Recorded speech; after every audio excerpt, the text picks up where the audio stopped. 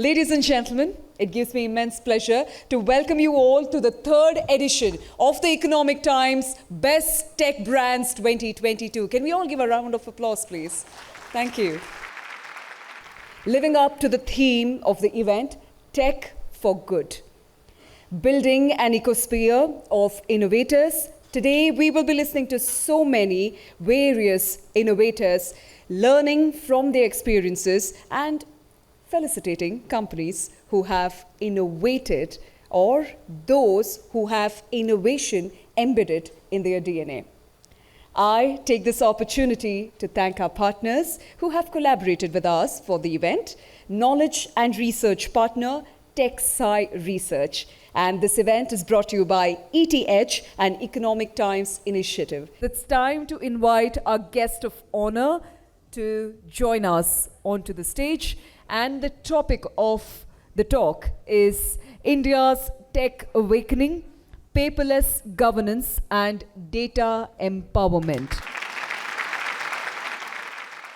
Today, we are seriously looking at a government, and I talk about all kinds of governments, starting from the central government, where I had an opportunity to serve till recently, and now that I moved to a state government of Andhra Pradesh. Governments are fiercely competitive, and they are talking about enabling citizens, businesses, and they are talking about transformation and growth. How do you promote businesses? How do you bring innovation closer and make it an integral part of governance?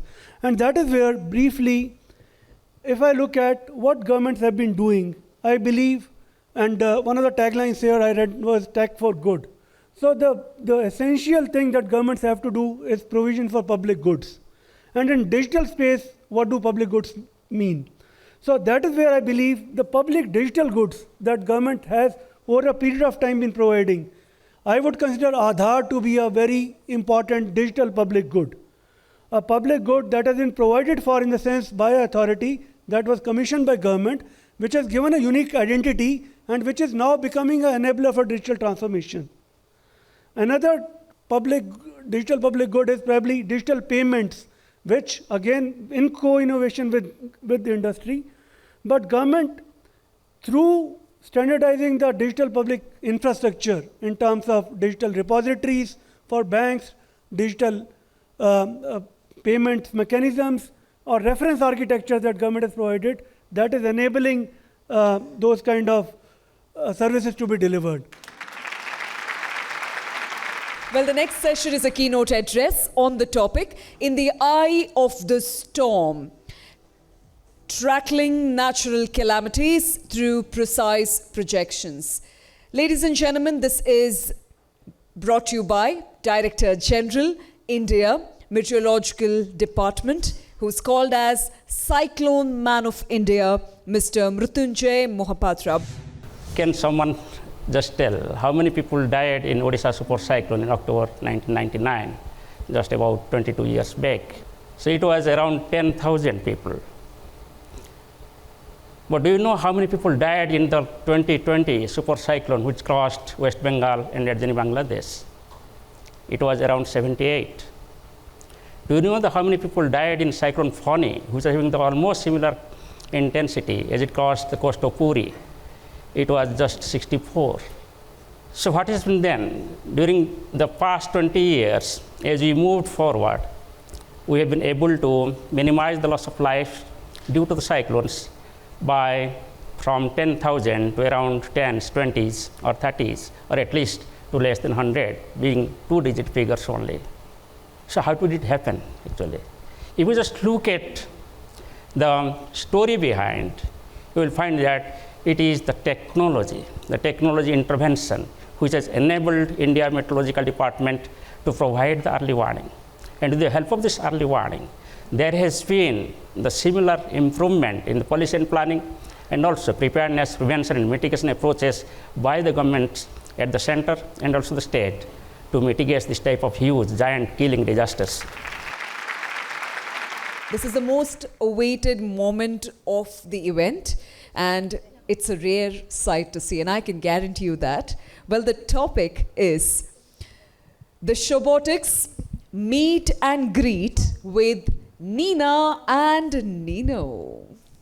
Well, Nina is a 5 feet humanoid robot developed by Serena Technologies, located in Namma, Bengaluru, and it is the most affordable and feature-rich in the world. We also have Nino, who is a 2 feet humanoid robot which can talk, walk, dance, sing, play, and work wonders with its inherently built intelligence. Okay, so hi Nina. So how are you feeling today in Bangalore? Hi, I feel really happy to be here in Bangalore. The weather seems beautiful today.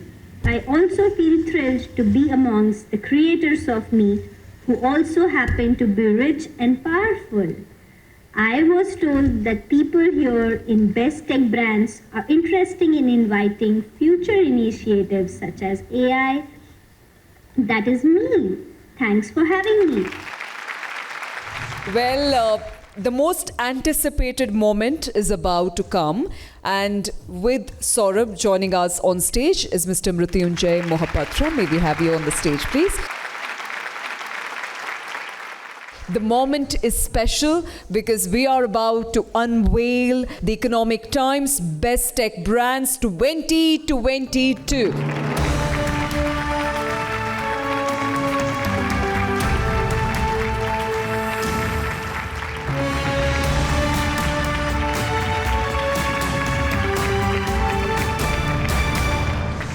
We would now like to continue with the felicitation of the Economic Times Best Tech Brands 2022. With that, the first company who's stepping up to the stage is Capgemini Technology Services India Limited.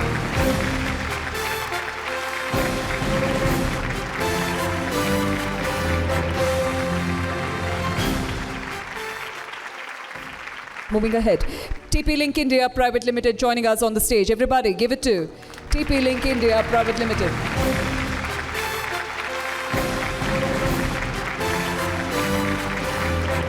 Our next recipient is Orion Pro Solutions Limited. May we have you on the stage, please?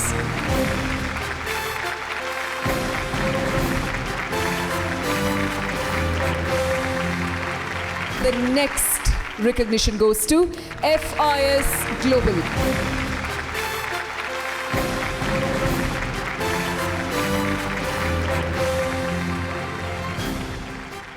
The next recognition goes to Western Digital. May we have you on the stage, please?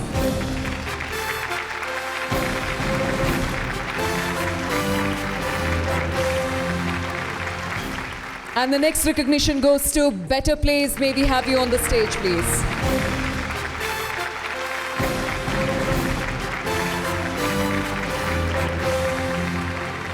And the next team, iCertis. May we have you on the stage, please?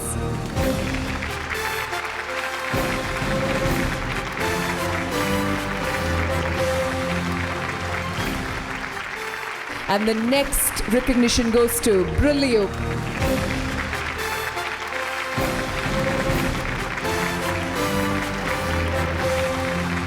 And the next recognition goes to Dell Technologies.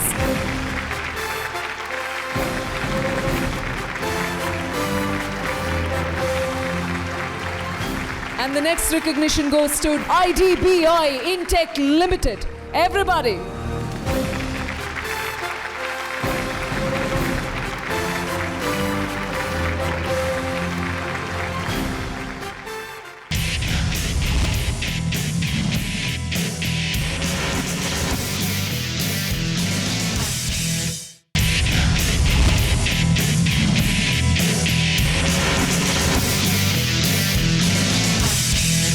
I think that a brand has to resonate with its targets.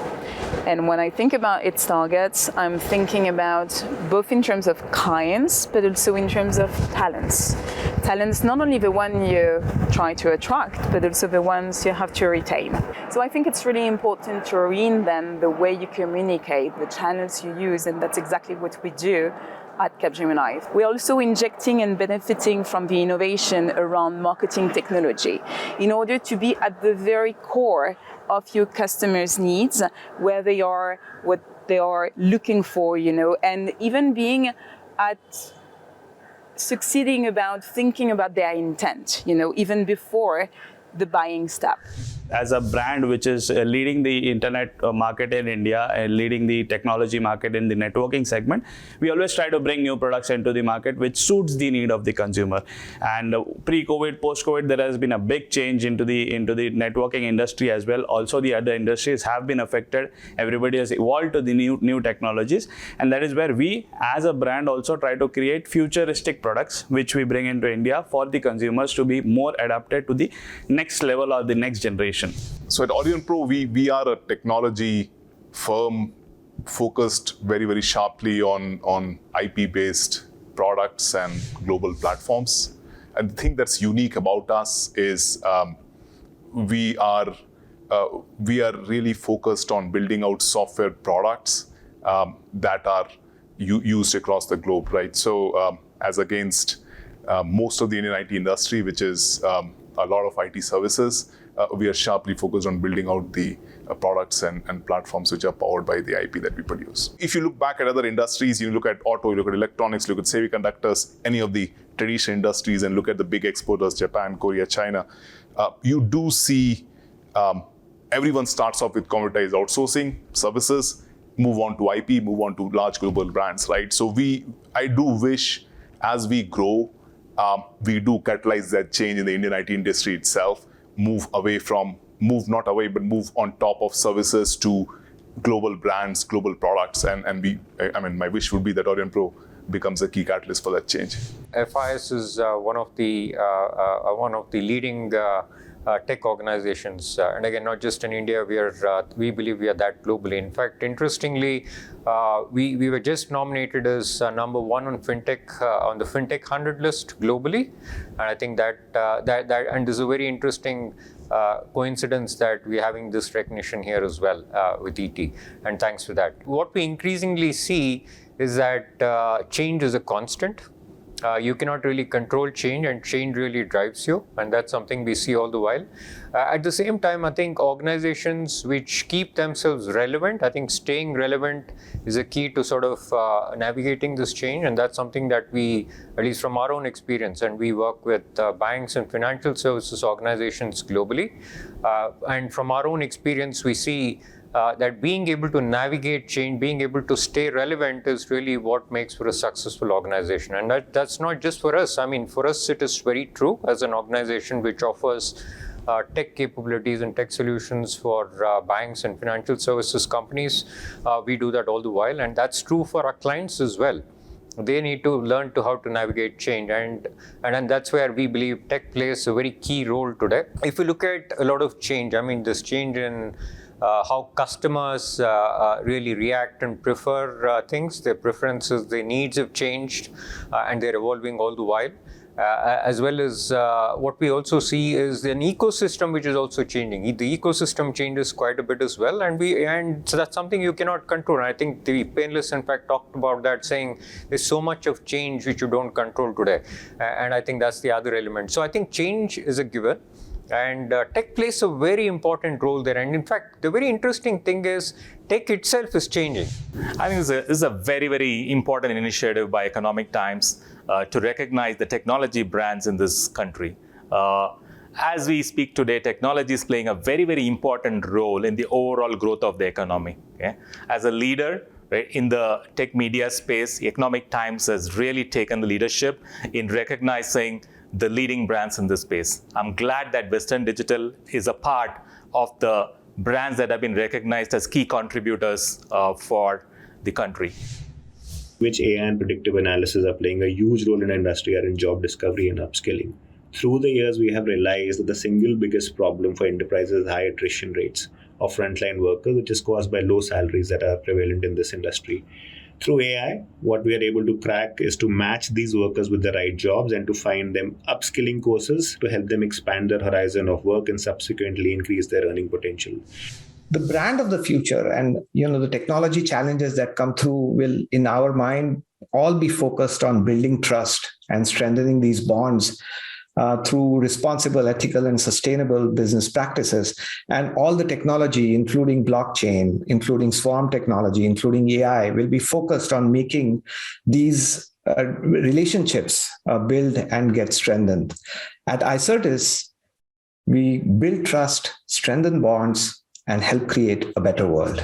At Brillio, we harness the 4 superpowers of technology, namely IoT, cloud, data, and mobile, to transform and solve our customers' complex business problems. The rapid adoption of digital across industry segments, further fueled by pandemic, has seen a significantly large cross-section of enterprise customers embarking on their digital transformation journeys with an emphasis on omni-channel experiences anywhere, anytime. At Dell Technologies, we recognize the power of technology to transform lives, and we are using this to drive human progress. We're using the technology, scale, and expertise to bring more people into the digital world by providing them access and skill-building opportunities to communities in need. To build a future-ready brand, you need to ensure that you support your customers in being future-ready. And Dell Technologies is accelerating digital transformation for its customers and making them future-ready by deploying flexible IT, enabling a flexible workforce through as-a-service consumption-based models, and by supporting customers to innovate with data. We have a responsibility to protect and enrich our planet together with our customers, suppliers, and communities. It is a core part of our business at Dell Technologies, and we embed sustainability and ethical practices into all that we do, being accountable for our actions while driving improvements wherever and whenever possible. Technology and sustainability go hand in hand with Dell Technologies innovations. One of our goals is, by 2030, for every product a customer buys from Dell, we will reuse or recycle an equivalent product. 100% of our packaging will be made from recycled or renewable material. More than half of our product content will be made from recycled or renewable material. IDBI Intake is actually in the market for last 2 decades, and we have been in innovation and digital transformation for 2 decades. Recently, actually, there are a lot many developments. When we are talking about digital transformation, we are always talking about maybe cloud computing or the blockchains and all. But we have to also see that we have to make the products more customer-centric, and that customer-centric aspect has to come in. So along with the digital transformation and new age technologies, we are also bringing the human effort to that. And we'd like to quickly move into our next session. And the next session is led by Karnataka's TechHit, establishing Karnataka as a global innovation powerhouse by 2047. Ladies and gentlemen, this is led by Mr. Sanjeev Gupta, Chief Executive Officer, Karnataka Digital Economy Mission. Very happy to say that Karnataka is numero uno. Any statistics you pick up, you will find Karnataka ranks number 1. Karnataka ranks on IT exports, in aerospace and defense, biotechnology, startup ranking, number of startups. You will find Karnataka as a leading state in the country. Being at number 1 is good feeling, but sustaining that number 1 and moving in the world map is also very, very important for us. We have been working on this, not only for the Bangalore. Let's create more Bangalore outside Bangalore, which is the beyond Bangalore. I'm looking at creating those innovation hubs. The 10 innovation hubs they talk about, 3 are coming up in Mysore, Bangalore, and Hubli, already the journey and on.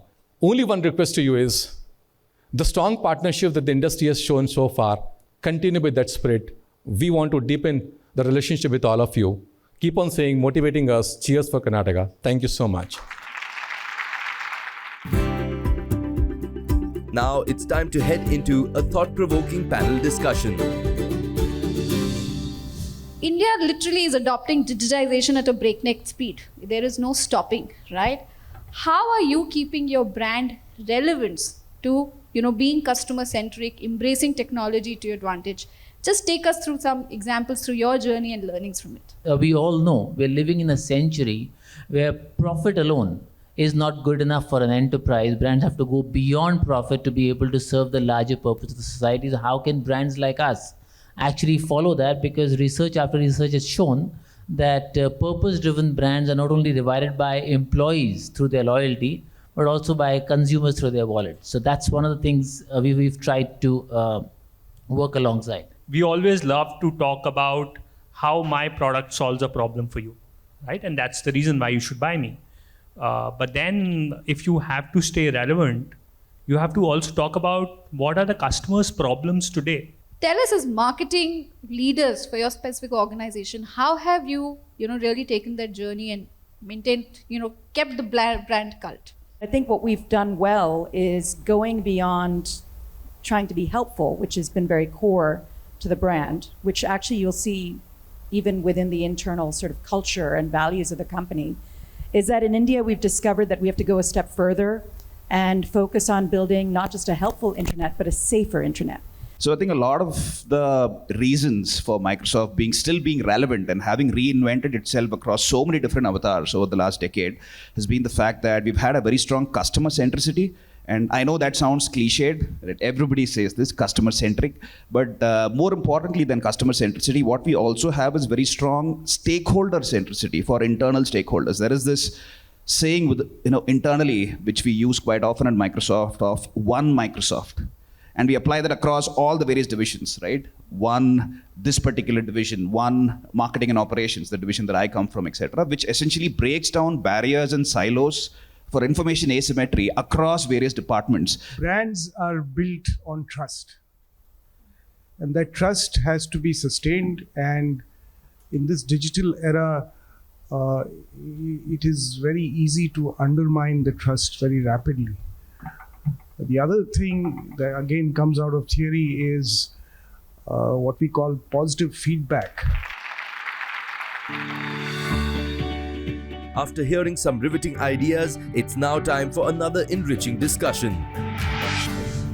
HSBC has been an adopter of technology in a big way and have really turned the customer journey by the use of technology and some of the emerging technologies like automation, etc. So if I may ask you that, how do you see this adoption as you evolve? For an economy like India, which is leapfrogging, right? I mean, it's the rate of growth that we are seeing. The pandemic had dampened some of our growth rate numbers, but I think with that probably moving on, we should probably accelerate again to those levels that we were on. I think clearly we are out there. As a foreign bank playing to this, we are very invested in Atmanirbhar Bharat, trying to bring all the PLIs that Mr. Rao just spoke about, trying to ensure that the ecosystem is funded, that the supply chains of people moving into the country are taken care of. So that's exactly what we are doing, and we'd like to do a lot more in the country going forward. Where does emerging technology come and play a role? And you have been handling a very different area and geography in terms of your role. You will get only one answer, that every time a consumer has changed his behavior is thanks to technology. And every time the consumer changes the behavior, industries change, and those who adopt obviously go on top. Those who don't, they decay. So for us, I think the motivation is, what is the unmatchable experience that you create for the new consumer space? With these technologies, we are building it into this. This is how the technologies are built. This is how the ecosystem will be utilized for building those technologies. I just gave an example. It can be linked to many other places. Impact is not just like we will have maybe a different software algorithm, or we will have a different engineering principles. The impact is much holistic. It's beside the economic, we talk about $1 trillion economy, but the economic opportunity which is shaping up with these emerging technologies, the bigger issue is going to be societal. We've already seen initial samples of AI becoming so intrusive, so much of challenges of security, safety. Now they are going to cause much more societal impact. My name is Reena D'Souza, and I had a plum-pleasing pleasure being your host here today, and I hope you enjoyed what we offered here to you. Well, ladies and gentlemen, this is the time that we bid adios.